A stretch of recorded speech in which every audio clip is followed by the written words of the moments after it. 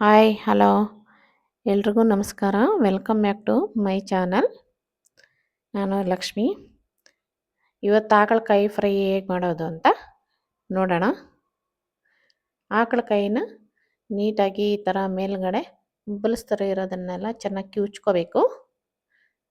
ಇದೆಲ್ಲ ನೀಟಾಗಿ ಎಲ್ಲ ಕಿವುಚಿದಾದ್ಮೇಲೆ ಆ ಮಧ್ಯಕ್ಕೆ ಹಚ್ಕೋಬೇಕು. ಅದರ ಒಳಗಡೆ ಇರೋ ಬೀಜ ಎಲ್ಲ ಗೂಡೆಲ್ಲ ನೀಟಾಗಿ ಈ ಥರ ತೆಗಿಬೇಕಾಗತ್ತೆ. ಏನು ಗೂಡು ಒಂಚೂರು ಇರಬಾರ್ದು, ಅದನ್ನು ಸಿಪ್ಪೆ ಎಲ್ಲ ತೆಗೆದು ಬಿಡಬೇಕು. ನೋಡಿ, ಆ ಒಳಗಡೆ ಇರೋ ಗೂಡ್ಸು ಇದೆಲ್ಲ ಬೀಜ ಎಲ್ಲ ನೀಟಾಗಿ ತೆಗೆದು ಈ ಥರ ಸಣ್ಣಕ್ಕೆ ಮೀಡಿಯಮ್ ಆಗಿ ಹಚ್ಕೋಬೇಕಾಗತ್ತೆ. ನೋಡಿ, ಈ ಥರ ಹಚ್ಕೋಬೇಕು. ಈ ಥರ ಎಲ್ಲ ಹಚ್ಚಿದ್ದಾದಮೇಲೆ ಒಂದು ಬೌಲಲ್ಲಿ ನೀರು ಹಾಕ್ಕೊಂಡು ಚೆನ್ನಾಗಿ ವಾಶ್ ಮಾಡ್ಕೋಬೇಕು.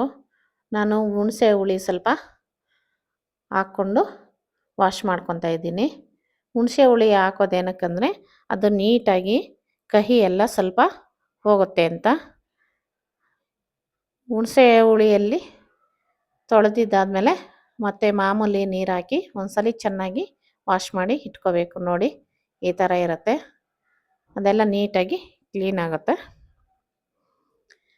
ಈಗ ಮಸಾಲೆ ಐಟಮ್ಸ್ ಏನೇನು ಹಾಕ್ಕೋಬೇಕು ಅಂತ ನೋಡೋಣ. ನಾನು ಮಿಕ್ಸಿ ಜಾರ್ಗೆ ಹುರ್ಗಡ್ಲೆ ಸ್ವಲ್ಪ ಹಾಕ್ಕೊಂಡು ಪುದೀನ ಕೊತ್ತಂಬರಿ ಹಾಕ್ಕೊತಾ ಇದ್ದೀನಿ. ಸ್ವಲ್ಪ ಚಕ್ಕೆ ಲವಂಗ, ಬೆಳ್ಳುಳ್ಳಿ, ಶುಂಠಿ, ಕೊಬ್ಬರಿ, ಟೊಮೆಟೊ, ಒಂದು ದೊಡ್ಡ ಈರುಳ್ಳಿ ಹಚ್ಕೊಂಡಿರೋದನ್ನು ಹಾಕ್ಕೊಂಡು ಚೆನ್ನಾಗಿ ರುಬ್ಕೋಬೇಕು. 1 ಸ್ಪೂನಷ್ಟು ಗಸಗಸೆ ಹಾಕ್ಕೊತಾ ಇದ್ದೀನಿ. ನೋಡಿ, ಈ ಥರ ಚೆನ್ನಾಗಿ ರುಬ್ಕೋಬೇಕಾಗತ್ತೆ. ಸ್ವಲ್ಪ ನೀರು ಹಾಕ್ಕೊಂಡು ರುಬ್ಕೊಳ್ಳಿ. ಜಾಸ್ತಿ ನೀರು ಹಾಕ್ದಿರ ಮೀಡಿಯಮ್ ಆಗಿ ಇರಲಿ.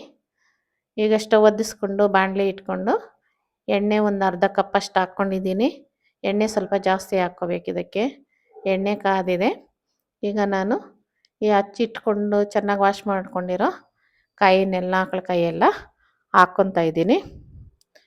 ಸ್ವಲ್ಪ ಎಲ್ಲ ಚೆನ್ನಾಗಿ ಫ್ರೈ ಆಗೋ ಥರ ನಾವು ಫ್ರೈ ಮಾಡಬೇಕು. ನೀಟಾಗಿ ಫ್ರೈ ಆಗಬೇಕು. ಇದೆಲ್ಲ ಸ್ವಲ್ಪ ಟೈಮ್ ತೊಗೊಳತ್ತೆ. ಇದೆಲ್ಲ ಫ್ರೈ ಆಗಬೇಕಂದ್ರೆ ಹಸಿ ವಾಸನೆ ಎಲ್ಲ ಹೋಗಬೇಕು, ಕಹಿ ವಾಸನೆ ಫುಲ್ಲು ಹೋಗ್ಬೇಕಾಗತ್ತೆ. ಇದು ಆ ಥರ ಫ್ರೈ ಮಾಡ್ಕೋಬೇಕು. ಕೈ ಆಡಿಸ್ತಾನೆ ಇರಬೇಕಾಗತ್ತೆ. ಇದು ಎಣ್ಣೆಯಲ್ಲಿ ನೋಡಿ ಈ ಥರ ಕಲರ್ ಬರೋ ಥರ ಫ್ರೈ ಮಾಡ್ಕೋಬೇಕು. ನೋಡಿ, ಇವಾಗ ಒಂಥರ ಎಷ್ಟು ಚೆನ್ನಾಗಿ ಕಲರ್ ಬಂದಿದೆ ಅಂತ. ಎಣ್ಣೆಯಲ್ಲೇ ಫ್ರೈ ಮಾಡಬೇಕಾಗತ್ತೆ ನಾವು. ಇದಕ್ಕೆ ಸ್ವಲ್ಪ ಎಣ್ಣೆನೂ ಜಾಸ್ತಿ ಬೇಕಾಗತ್ತೆ. ಎಣ್ಣೆಯಲ್ಲೇ ಮಾಡ್ಕೋಬೇಕು. ನೋಡಿ ಯಾವ ಥರ ಬಂದಿದೆ ಅಂತ ಕಲರ್. ಸ್ವಲ್ಪ ಈ ಥರ ಫ್ರೈ ಆಗಬೇಕು. ಈ ಥರ ಫ್ರೈ ಆಗಿದ್ದು ಆದಮೇಲೆ ನಾನು ರುಚಿಗೆ ತಕ್ಕಷ್ಟು ನಾವು ಉಪ್ಪನ್ನು ಹಾಕ್ಕೋಬೇಕು.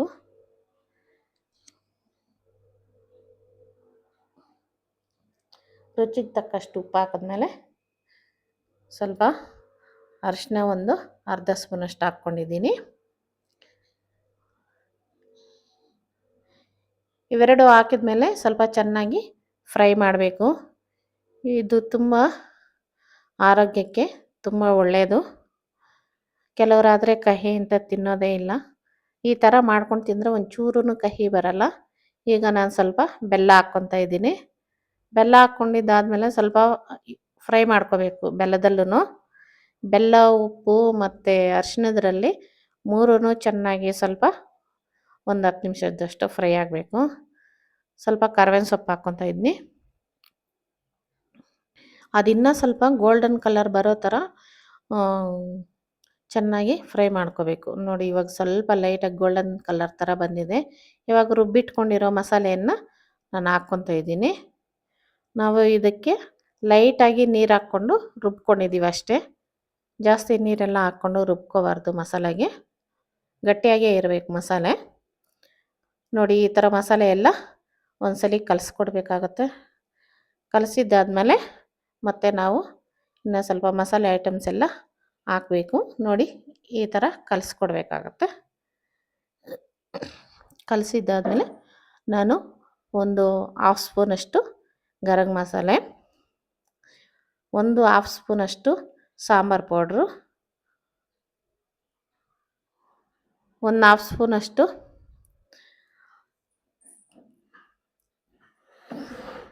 ಖಾರ ಮೆಣಸಿನ ಪುಡಿ, ಒಂದು 2 ಸ್ಪೂನಷ್ಟು ಧನಿಯಾ ಪುಡಿ. ನೀವು ಕಾಯಿ ನೋಡಿಕೊಂಡು ಧನಿಯಾ ಪುಡಿನ ಹಾಕ್ಕೊಳ್ಳಿ. ನನಗೆ ಕಾಯಿ ಸ್ವಲ್ಪ ಜಾಸ್ತಿ ಇದೆ, ಅದಕ್ಕೆ ನಾನು ಒಂದು 2-2.5 ಸ್ಪೂನಷ್ಟು ಹಾಕ್ಕೊಂಡಿದ್ದೀನಿ. ನೋಡಿ ಈ ಥರ ಹಾಕಿದ್ಮೇಲೆ ಚೆನ್ನಾಗಿ ಫ್ರೈ ಮಾಡಬೇಕು. ನೀರಿನಾಂಶ ಅಂತೂ ಇರಲೇಬಾರ್ದು, ಆ ಥರ ಫ್ರೈ ಆಗಬೇಕು ಇದು. ಇವಾಗ ಸ್ವಲ್ಪ ಹುಣಸೆಹಣ್ಣು ಗಟ್ಟಿಯಾಗಿ ಕಲಿಸ್ಕೊಂಡಿರ್ಬೇಕು. ಹುಣಸೆಹಣ್ಣು ಜಾಸ್ತಿ ನೀರೆಲ್ಲ ಹಾಕಿ ಕಲಿಸ್ಬಾರ್ದು ಹುಣಸೆಹಣ್ಣಲ್ಲಿ.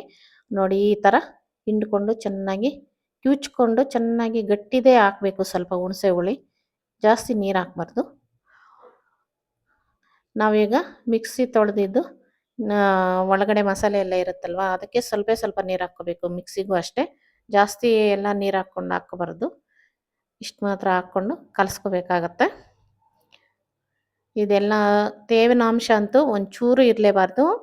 ಎಣ್ಣೆ ಎಲ್ಲ ಬಿಟ್ಕೋಬೇಕು, ಆ ಥರ ಫ್ರೈ ಮಾಡ್ಕೋಬೇಕಾಗತ್ತೆ. ಇವಾಗ ಮೀಡಿಯಮ್ ಫ್ಲೇಮಲ್ಲೇ ಫ್ರೈ ಮಾಡ್ಕೋಬೇಕು. ಈ ಮಸಾಲೆ ಎಲ್ಲ ಚೆನ್ನಾಗಿ ನೀಟಾಗಿ ನೋಡಿ ಈ ಥರ ಫ್ರೈ ಆಗ್ತಾ ತಳ ಅಂಟೋ ಚಾನ್ಸಸ್ ಇರುತ್ತೆ. ಹೈ ಫ್ಲೇಮಲ್ಲಂತೂ ಇಡೋಕ್ಕೆ ಹೋಗಬೇಡಿ. ಮಸಾಲೆ ಎಲ್ಲ ಹಾಕಿದ್ದಾದಮೇಲೆ ಒಂದು ಮೀಡಿಯಮ್ ಫ್ಲೇಮಲ್ಲೇ ಇಟ್ಕೊಳ್ಳಿ. ಅದು ಫುಲ್ಲು ಡ್ರೈ ಆಗಿ ಬರ್ತಾ ಇರುತ್ತಲ್ವ, ಆವಾಗ ಸ್ಲಿಮ್ ಆಗಿ ಇಟ್ಕೊಂಡು ಅದರಲ್ಲೇ ಫ್ರೈ ಮಾಡಬೇಕಾಗತ್ತೆ. ಲೋ ಸ್ಲಿಮ್ಮಾಗಿ ಇಟ್ಕೊಳ್ಳಿ. ಸ್ಟವ್ವು ಸ್ಲಿಮ್ಮಲ್ಲೇ ಇಟ್ಕೊಂಡು ಸಿಮ್ಮಲ್ಲಿ ಇಟ್ಕೊಂಡೇ ಮಾಡಬೇಕು. ಉರಿ ತುಂಬ ಕಡಿಮೆಯಲ್ಲೇ ಫ್ರೈ ಮಾಡಬೇಕು, ಇಲ್ಲಾಂದರೆ ತಳ ಅಂಟೋಸೋ ಚಾನ್ಸಸ್ ಇರುತ್ತೆ. ನೋಡಿ ಈ ಥರ ಫುಲ್ಲು ನೀರಿನ ಅಂಶ ಅಂತೂ ಒಂದು ಚೂರೂ ಇರಬಾರ್ದು. ಎಣ್ಣೆ ಬಿಟ್ಕೋಬೇಕು. ಈ ಕಾಯಿಗೂ ಮಸಾಲೆಗೂ ಎಲ್ಲ ಸ್ವಲ್ಪ ತರಿಯಾಗಿರೋ ಥರನೇ ಫ್ರೈ ಆಗಬೇಕು. ನೋಡಿ ಈಗ ನಾನು ಸ್ವಲ್ಪ ಹಿಂಗೆ ಹಾಕ್ಕೊತಾ ಇದ್ದೀನಿ. ಹಿಂಗೆ ಹಾಕ್ಕೊಂಡು ಇನ್ನೂ ಒಂದ್ಸಲಿ ಫ್ರೈ ಮಾಡ್ಕೊತಾ ಇದ್ದೀನಿ. ನೋಡಿ ಈ ಥರ ಕಲರ್ಫುಲ್ಲಾಗಿ ಬರಬೇಕು. ಇನ್ನೂ ಸ್ವಲ್ಪ ಡ್ರೈ ಆಗಬೇಕಾಗತ್ತೆ.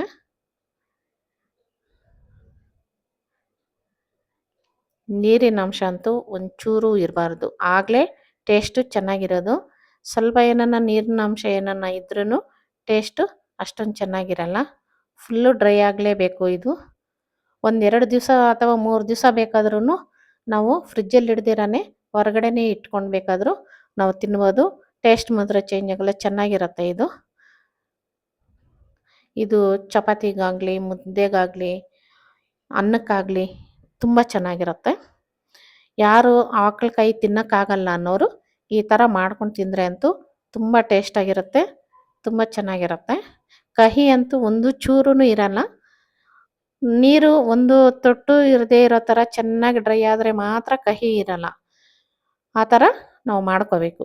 ಡ್ರೈ ಆಗೋ ಥರನೇ ಫ್ರೈ ಮಾಡ್ಕೋಬೇಕಾಗುತ್ತೆ. ನೋಡಿ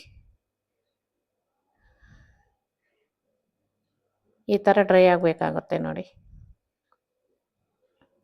ಈಗ ತಳ ಅಂಟೋ ಚಾನ್ಸಸ್ ಇರುತ್ತೆ. ಅದನ್ನು ಎಲ್ಲ ನೀಟಾಗಿ ಒಂದ್ಸಲಿ ಕಲಿಸ್ಕೊಂಬಿಡೋಣ. ಇದೆಲ್ಲ ನೀಟಾಗಿ ರೆಡಿ ಆಗುತ್ತೆ.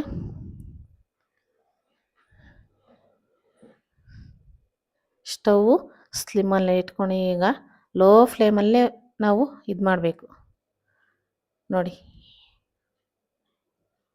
ಇಲ್ಲಾಂದರೆ ತಳ ಅಂಟ್ಬಿಡುತ್ತೆ. ಹೈ ಫ್ಲೇಮ್ ಮಾತ್ರ ಇಡೋಕ್ಕೆ ಹೋಗಬಾರ್ದು. ಮಸಾಲೆ ಹಾಕಿದ್ಮೇಲೆ ಸ್ವಲ್ಪ ಟೈಮ್ ತೊಗೊಳುತ್ತೆ, ಆದರೂ ತುಂಬ ಟೇಸ್ಟಿಯಾಗಿರುತ್ತೆ. ಕಹಿ ಅಂತೂ ಒಂಚೂರು ಇರಲ್ಲ. ಇಲ್ಲಿ ನಾನು ಅನ್ನಕ್ಕೆ ಹಾಕಿದ್ದೀನಿ. ಅನ್ನ ತುಪ್ಪ ಹಾಕ್ಕೊಂಡು ಕಲಿಸ್ಕೊಂಡು ತಿಂದರೆ ತುಂಬ ಚೆನ್ನಾಗಿರುತ್ತೆ. ಚಪಾತಿಗಂತೂ ಇನ್ನೂ ಸ್ವಲ್ಪ ಚೆನ್ನಾಗೇ ಇರುತ್ತೆ. ನಾನು ಅನ್ನ ಮಾಡಿದ್ದೆ, ಅನ್ನಕ್ಕೆ ಹಾಕ್ಕೊತಾ ಇದ್ದೀನಿ. ನಿಮಗೆಲ್ಲ ಇಷ್ಟ ಆದರೆ ನಿಮ್ಮ ಮನೇಲಿ ಒಂದ್ಸಲಿ ಟ್ರೈ ಮಾಡಿ ನೋಡಿ. ಪ್ಲೀಸ್ ಲೈಕ್ ಮಾಡಿ, ಶೇರ್ ಮಾಡಿ, ಸಬ್ಸ್ಕ್ರೈಬ್ ಆಗಿ. Thank you.